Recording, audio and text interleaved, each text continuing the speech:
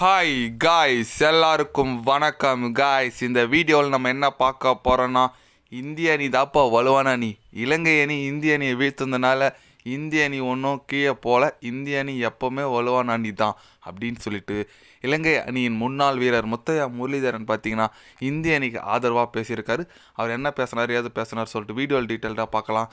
அதுக்கு முன்னே நீங்கள் நம்ம சேனலுக்கு புதுசாக வந்திருந்தீங்கன்னா ஒரே ஒரு சப்ஸ்கிரைப் மட்டும் பண்ணிவிட்டாங்க. வீடியோக்குள்ளே போகலாம்.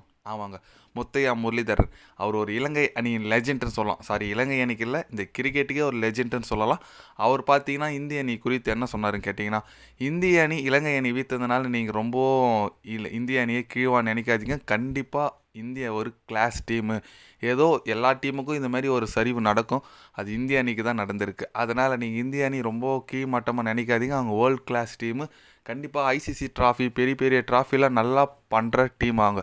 அதனால் எனக்கு இந்திய அணி மேலே நம்பிக்கை இருக்குது. கண்டிப்பாக அவங்க நல்ல ஒரு டீமாக தான் இருப்பாங்க. அடுத்து கம்பேக் கண்டிப்பாக கொடுப்பாங்க. அதுக்குன்னு இலங்கை அணி நான் எதுவும் சொல்லலை. இலங்கை அணி சூப்பராக பர்ஃபார்மன்ஸ் பண்ணாங்க. நிறைய யங்ஸ்டார் இருக்காங்க, நிறைய கற்றுக்கணும். இந்தியன் பிளேயரை பார்த்து நிறைய இலங்கை அணி வீரர்கள் கற்றுக்கணும். கண்டிப்பாக இலங்கை அணி இந்த அளவுக்கு இந்த மாதிரி பர்ஃபார்மன்ஸ் பெரிய அணி அடிச்சிருக்கு. அவங்களுக்கு கண்டிப்பாக ஒரு டேலண்ட் இருக்குது, நல்ல ஒரு எதிர்காலம் இருக்குது. கண்டிப்பாக இலங்கை அணியும் ஃப்யூச்சரில் நல்ல ஒரு அணியாக வரும், அதில் எந்த விதமான சந்தேகமும் இல்லை. அதுக்குன்னு இந்தியாவை நீங்கள் குறைச்சி மதிப்பிடாதீங்க அப்படின்னு சொல்லிட்டு நம்ம முத்தையா முரளிதரன் பேசியிருக்காப்புல. அவர் சொல்கிறது வச்சு பார்த்தாலும் ஒரு பக்கம் பாசிட்டிவாக இருந்தாலும் ஒரு பக்கம் இந்த அளவுக்கு மோசமான ஒரு பேட்டிங் இந்திய அணி விளையாடிட்டு வந்துட்டுருக்காங்க. அதுதான் கொஞ்சம் பயமாக இருக்குது.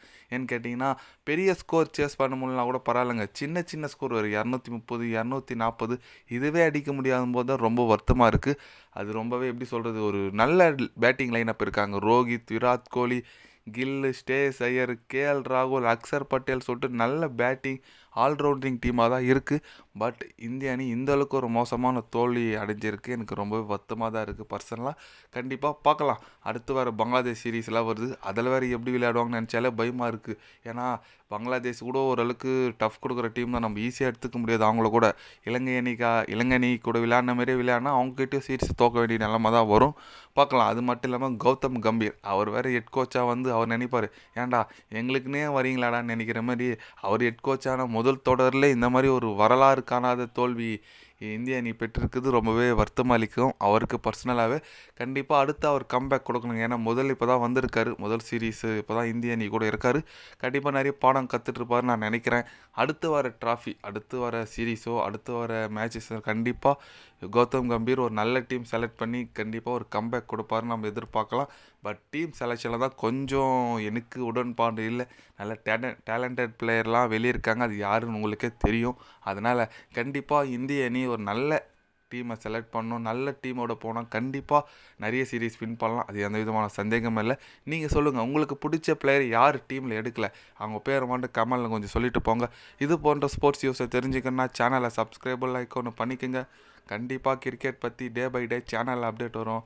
மறக்காமல் சப்ஸ்கிரைப் மட்டும் கொஞ்சம் பண்ணி வச்சுக்கோங்க. நன்றி, வணக்கம்.